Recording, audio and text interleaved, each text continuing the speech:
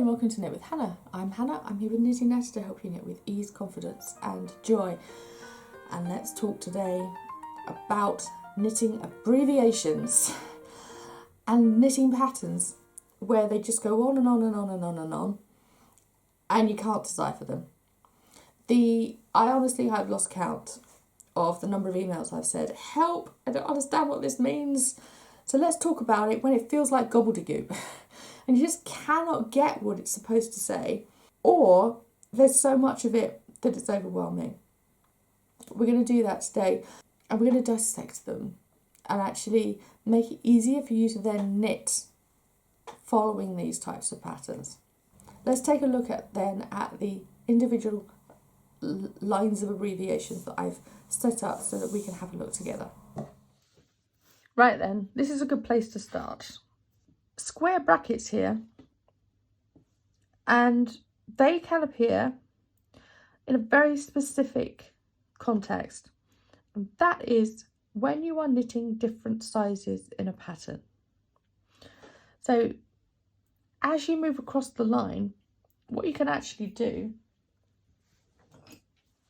is go through your knitting pattern and say, I'm knitting the first, second, third, fourth or fifth size, and label, do this if you want to. I'm knitting the third size, so that's the one I need to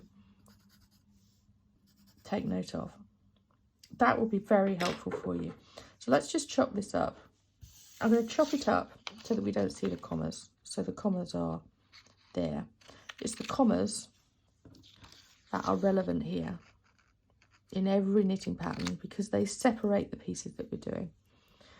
So let's just take a look at this one here. It is knit 5, or if you're knitting size 2, 3, 4 or 5, you knit 8, 11, 14 or 16 stitches. That's just very simply what those square brackets are.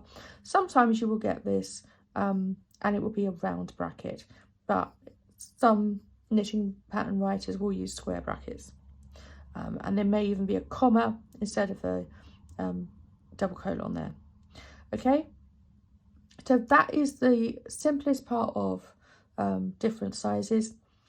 You can make note of the one or highlight it in some way. If you want to go through the knitting pattern and do that before you start knitting, that's an easy way to do it. And then you just have the pattern, the numbers in between that are the same for every size. If everything was different for every size, it would be a separate knitting pattern. Highlight the one that you're knitting. Just be very aware that you need to be really cautious when you approach these so that you pick the right number as you go along. Once you've set the pattern in place and you're able to read your knitting, which we've already talked about on this channel, then it will feel a lot easier. You say, well, I just knit until I reach the purl stitches, and then I knit until I reach the next part.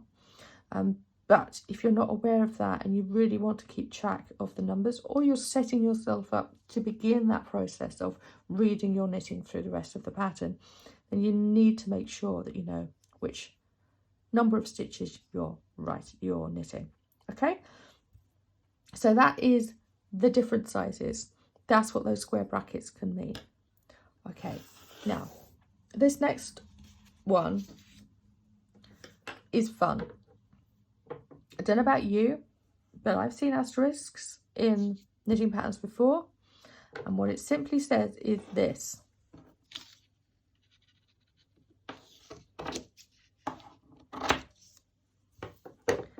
That part is repeated. And if that looks like a load of gobbledygook, I want you to notice we have the same thing twice. We have the same thing twice. We have one stitch in the middle, and then these two are mirrors of each other. So SSK is a decreasing thing, as well as knit two together being a decreasing stitch as well. So take a look at this and realize how much you already know. You probably already know how to purl. You probably already know how to knit. So you can do those parts. Yarn over and yarn over. Go and find a tutorial if you don't understand it yet. But that is a repeat. Once you know how to do it, you're going to repeat it. And it's likely repeated in more rows as well. So once you know how to do it, you can do that in between there. Maybe you've done knit 2 together before. Perhaps you have. It's a very common decreasing stitch, so you probably know that one too. And then SSK, like I said, it's the mirror image of a knit 2 together. So if you need to, go and find those individual pieces that will help you move along with your knitting. Chop it up even more if you want to and say, well, look, I'm not suggesting you sit there and actually chop up your knitting pattern. That would be fun, wouldn't it? And then you get lost because you wouldn't know which order everything go in. But you have everything taken apart now. You have your knit 3s, you have your decreases, and you have your little bit in the middle that gives some interest. Now, what does the asterisk mean? That's the interesting part. Repeat from asterisk to end. So you're going to do a purl 1 right at the beginning, and then you're going to do SSK, knit 3, yarn over, purl 1, yarn over, knit 3, knit 2 together. And then you're going to look at that. If you've ever read music, you will recognise this because it happens over and over again. Oh, joy. I remember those days. Actually, I loved doing that kind of piano piece because it would mean, oh, I already know how to play that. I can do it again. So you repeat from there, which means that you start with the SSK, knit 3, yarn over, purl 1, yarn over, knit 3, knit 2 together. Repeat from the asterisk, SSK, knit 3, yarn over, purl 1, yarn over, knit 3, knit 2 together. However many times it takes you to get to the end of the row, that's what that means. Okay? And to be honest, you could have different things written here. You could have repeat from blah 6 times, repeat from asterisk to last 3 stitches, and then you do purl 3 or something. It would be written at the end. But that kind of thing isn't unusual, and it's one way of showing repeats. So let me show you a different way of repeats.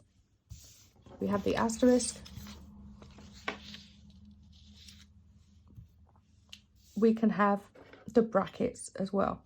So these are round brackets. You do not get square brackets with repeats.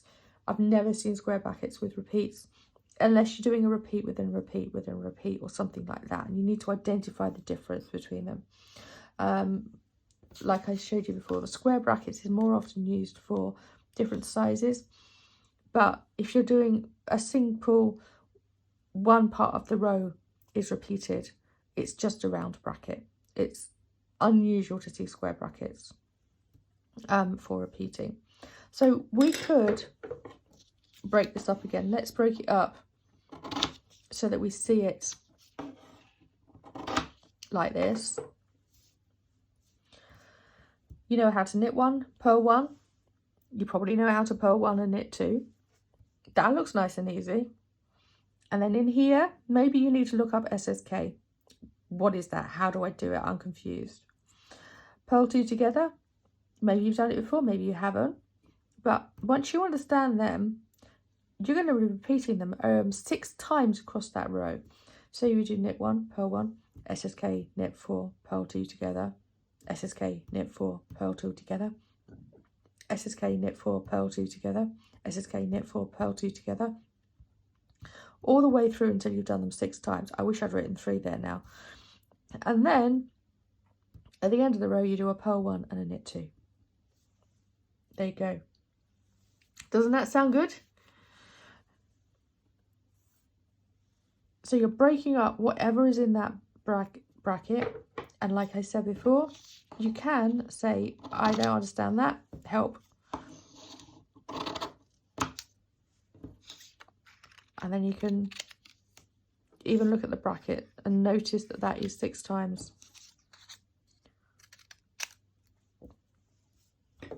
So it's not attached to the SSK and it's not attached to the P2 tog.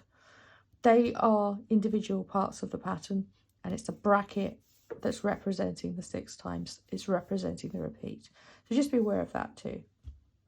Okay, so that is another way of repeating, just like we've seen the asterisk giving us repeat options. The bracket, I would say I see that more often, but if it's a very long strand, you're more likely to see the asterisk. I used to write repeats on my patterns like this. I wouldn't use brackets so much. Now I will mix between them depending on the length and the size and the feel of the pattern.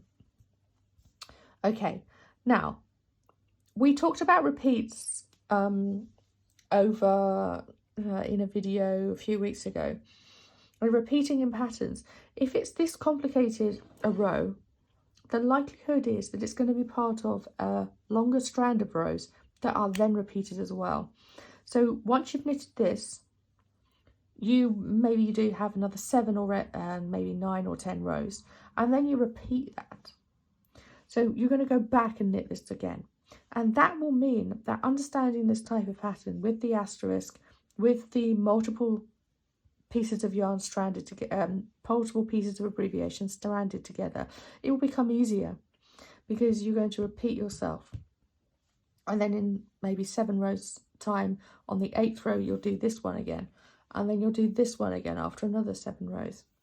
So just realize that with this kind of knitting, the likelihood is that you'll see this strand of abbreviations again, and it will feel easier as you go through it. And it's a great way to practice.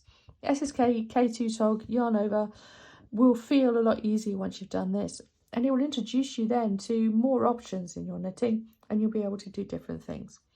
So that is another big part of abbreviations. Now, this is a very long strand of stuff. So we're going to do what we've done before. We're going to say, what do I know already? Purl 5, purl 3, purl 13, knit 41. It's just a random string. So let's chop off all of those bits that we do know.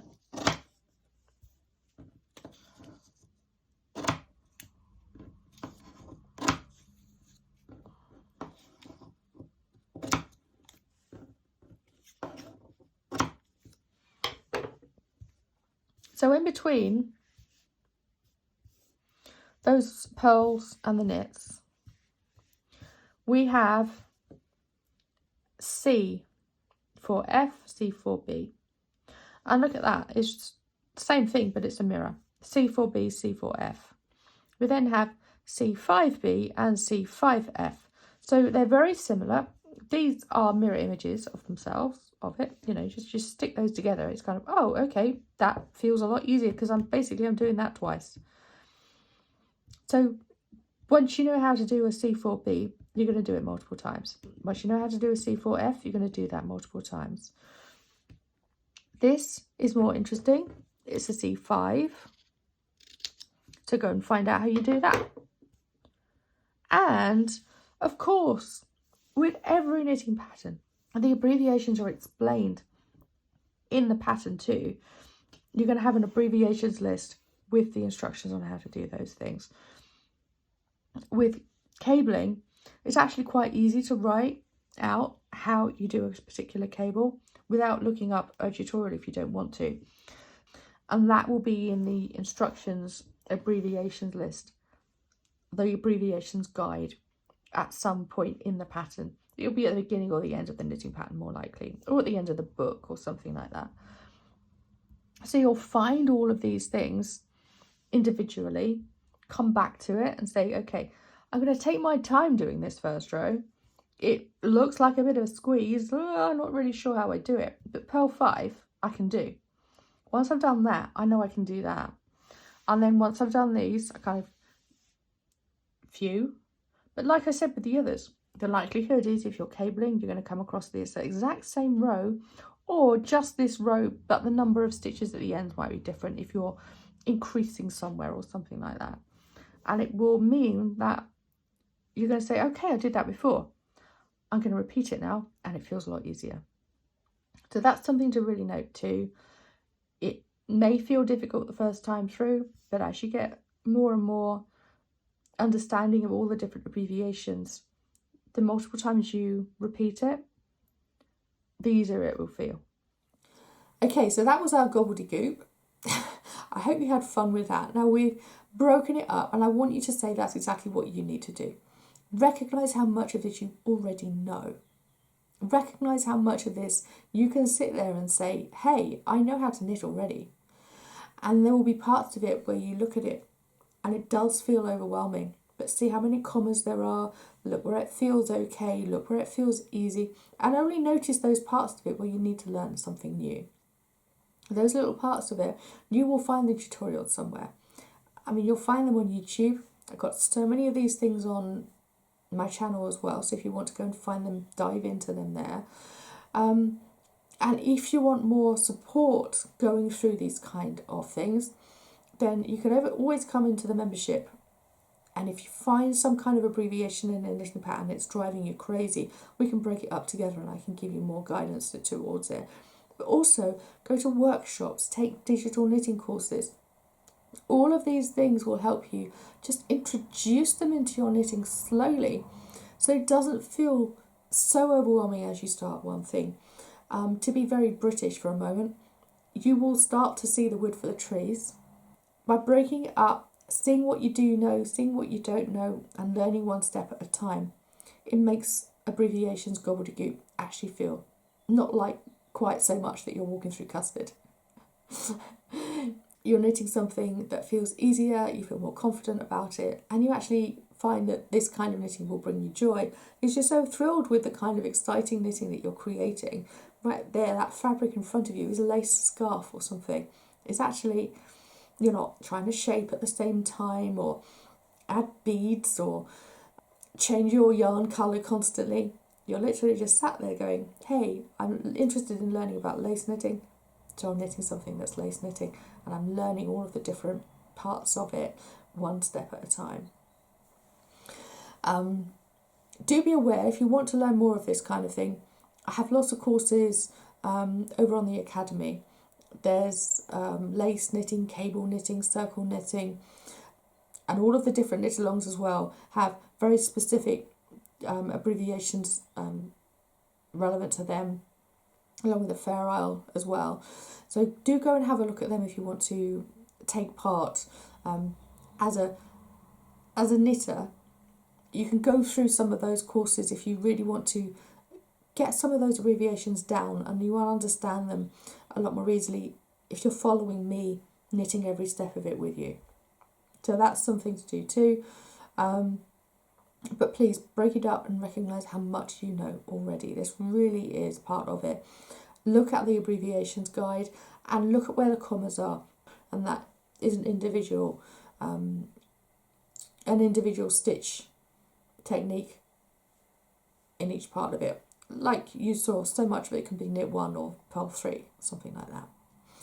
Okay, we are going to leave it there for today. Thank you so much for joining me today. I will see you again soon. Do come and join the membership if you want to. We have exclusive videos every month and Q&A every month. So do go and have a look in there, and you get all of these videos early. So if you already see comments on this when it's only just gone live, that's because where the membership knitters have seen it before you have. So if you want to get these videos early, then become part of the membership, and you'll see them as soon as they're uploaded. Okay, I will see you here again right here on the YouTube channel. Thanks so much for joining me today. Bye for now. Happy knitting.